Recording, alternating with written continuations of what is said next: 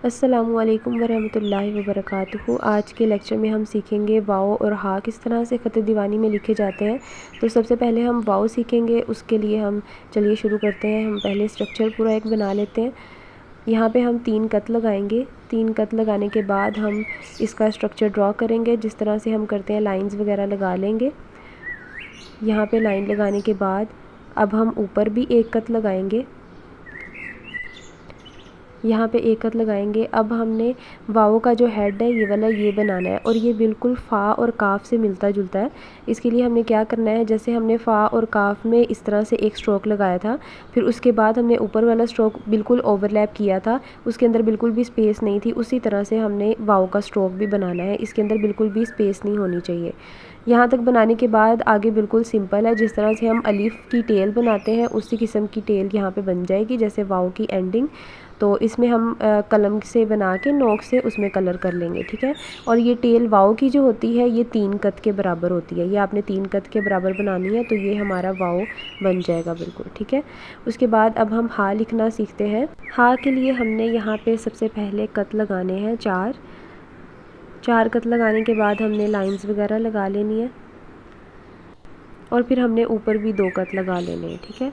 यहाँ पे 2 कत लगाने के बाद अब हम लाइन लगाएंगे इसके आगे, और यहाँ से थोड़ा सा बस आपने देखना है, इस तरह से आपने स्ट्रक्चर ड्रॉ करना है जिस तरह से मैं लाइंस लगा रही हूँ। दूसरे कत के बाद आपने लाइन लगानी है, थोड़ी सी टेढ़ी लगी है, ये स्ट्रेट लगानी है। और जो दूसरी लाइन है वो मैंने तीसरे कत का जो हाफ़ होता है ना, उससे भी थोड़ा सा नीचे मैंने लगाई है, 3/4 आप कह सकते हैं, ठीक है।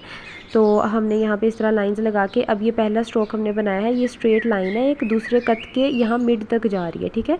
दोनों कत के दरमियान तक नहीं जा रही, बल्कि जो दूसरा कत है ना उसके दरमियान तक जा रही है। ये चीज़ आपने याद रखनी है। फिर उसके बाद हमने अगला स्ट्रोक बना लिया। अब ये जो है दूसरे कत के मिड तक ये होना चाहिए, लाइन के साथ टच करना चाहिए। दूसरा स्ट्रोक बनाने के बाद अब हमने यहाँ से तीसरा स्ट्रोक बनाना है। इस तरह से हम इसको थोड़ी सी गुलाई देंगे, और जैसे हम हा बनाते हैं 2 चश्मे वाली हा, ये बिल्कुल वैसी होगी।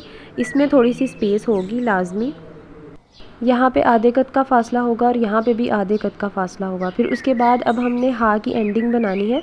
ये थोड़ी सी इसके ऊपर ओवरलैप करेगी, यहाँ से होते हुए आएगी, और फिर एंड यहाँ पे हमने एक टेल सी बना देनी है।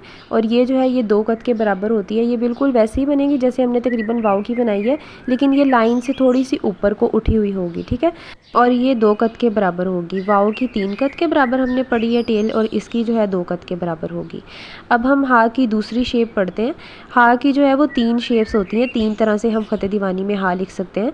तो ये मैंने पहले ही आपको पढ़ा दी है। अब हम जो है दूसरी वाली शेप पढ़ते हैं। उसके लिए मैंने 2 लंबाई में कत लगाए हैं और ऊपर 1 कत लगा दिया है, और जो नीचे लंबाई में कत लगाए हैं उनके दरमियान मैंने लाइन लगा दी है। इस तरह से आपने पहले पूरा स्ट्रक्चर बना लेना है। फिर उसके बाद यहाँ से आपने एक स्ट्रोक बनाना है इस तरह से, ठीक है, जो लाइन को टच करे ऊपर वाले कत के सेंटर से, ठीक है। अब यहाँ से दूसरे वाला स्ट्रोक लगा देना है। बस ये सिंपल हा जो है हमने उर्दू में भी पढ़ा हुआ है, उसी तरह से होता है, ठीक है। और यहाँ पे अब हम तीसरी शेप देखते हैं। हा की तीसरी शेप किस तरह से होती है। उसके लिए हमने लंबाई में 3 कत लगा लेना है यहाँ पे, ठीक है। और पहले कत के आगे हमने इस तरह से उसके नीचे हमने लाइन लगानी है, और ये पूरा स्ट्रक्चर हमारा बन जाएगा। अब हमने यहाँ पे एक छोटी सी लाइन लगानी है बारीक सी, ठीक है। और फिर उसके बाद हमने दूसरा स्ट्रोक जो है ना यहीं से शुरू करना है। यहाँ से हमने ये जो लाइन लगाई थी इसके हाफ से ही हमने ये वाला स्ट्रोक जो है लगा लेना है इस तरह से, ठीक है। यहाँ तक जाएगा, दूसरे कत के दरमियान तक, हाफ तक। फिर उसके बाद तीसरा स्ट्रोक जो है यहाँ तक हमने लेके जाना है, लेकिन उससे पहले हम ना यहाँ ऊपर 1 कत लगा लेते हैं, ताकि हमें आइडिया हो जाए हमने कितना ऊपर लेकर जाना है। अब ये कत हम ये वाला स्ट्रोक हम जो है ऊपर तक लेकर जाएंगे। मैंने, आप देख सकते हैं, ये जो हमने कत लगाया इससे थोड़ा सा दूर करके मैंने ये वाला स्ट्रोक लगाया, वो इसलिए क्योंकि हमने ये वाला स्ट्रोक भी इसके बाद लगाना है, ठीक है। ये वाला स्ट्रोक आपने इसके बाद लगाना है, और यहाँ से हमने इसको एंड कर देना है, ठीक है, एंड कर देना है। और ये हमारी हा की तीसरी वाली शेप है। यहाँ पे 1 कत का फ़ासला होगा और यहाँ पे आधे कत का फ़ासला होगा, ठीक है। तो ये हमारी हा की तीनों शेप्स हैं, और वाव हमने लिखना सीखा है। मिलते हैं अगले लेक्चर में, तब तक के लिए अल्लाह हाफिज़।